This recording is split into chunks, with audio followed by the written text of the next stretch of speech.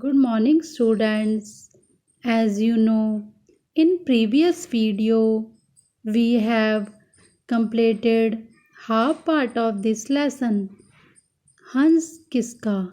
Now, we are going to start the second part of this lesson. सबसे पहले हम हंस किसका पाठ का पिछला कुछ भाग पुनः दोहराएंगे। पहले भाग में हमने पढ़ा प्राचीन काल में मगध राज्य में शुद्धोधन नाम का एक राजा राज्य करता था। उनके पुत्र का नाम सिद्धार्थ था, जो बहुत दयालु था। सिद्धार्थ का एक चचेरा भाई था।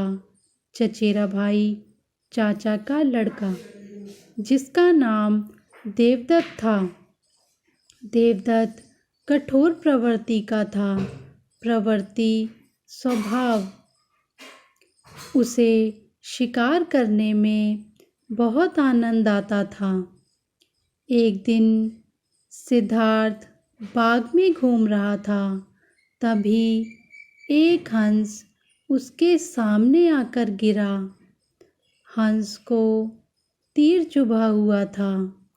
सिद्धार्थ ने उसके शरीर से तीर निकालकर उसका घाव धो दिया। तभी वहाँ देवदत्त आ गया और कहने लगा कि यह हंस मेरा है, मैंने इसे मारा है। सिद्धार्थ ने बोला कि मैंने इसकी जान बचाई है, यह मेरा है। अब आगे। देवदत्त ने कहा, सिद्धार्थ बहस मत करो और मेरा हंस मुझे वापस कर दो। सिद्धार्थ ने कहा, देखो देवदत्त, मैं हंस को मरने नहीं दूंगा। तुम चाहो तो हम न्याय के लिए महाराज के पास चलते हैं। न्याय इंसाफ, वे ही न्याय करेंगे। दोनों हंस के लिए महाराज शुद्धोधन के पास पहुँचे।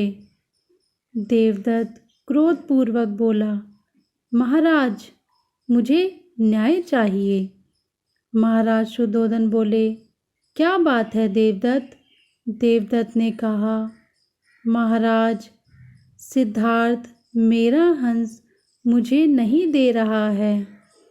शुद्धोधन ने पूछा, सिद्धार्थ, क्या यह हंस तुम्हारा है? सिद्धार्थ ने उत्तर दिया, जी, यह हंस मेरा है, परंतु देवदत्त का कहना है कि हंस उसका है। महाराज शुद्धोधन ने कहा।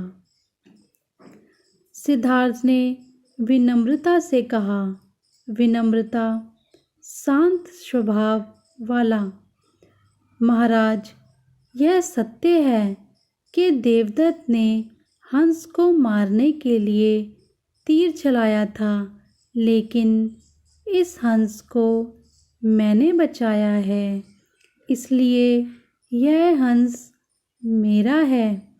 महाराज शुद्धोधन ने दोनों की बातें ध्यान से सुनी।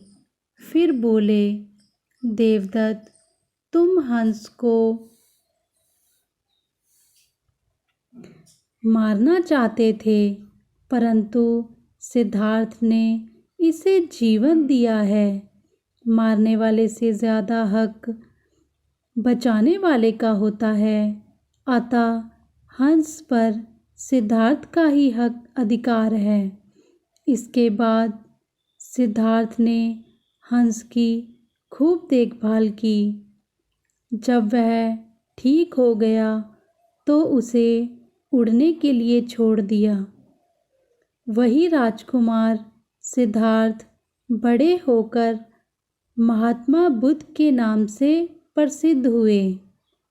तो आओ बच्चों, आज हमने महात्मा बुद्ध जी के जीवन से संबंधित एक महत्वपूर्ण घटना के बारे में पढ़ा। इस घटना से हमें यही शिक्षा मिलती है कि हमें ना कि मनुष्य बल्कि पशु पंछियों के साथ भी स्नेहपूर्वक रहना चाहिए। उनकी पीड़ा को अपनी पीड़ा समझनी चाहिए और किसी को नुकसान या उसकी जान लेना नहीं, अपितु उसकी जान बचाने की कोशिश करनी चाहिए।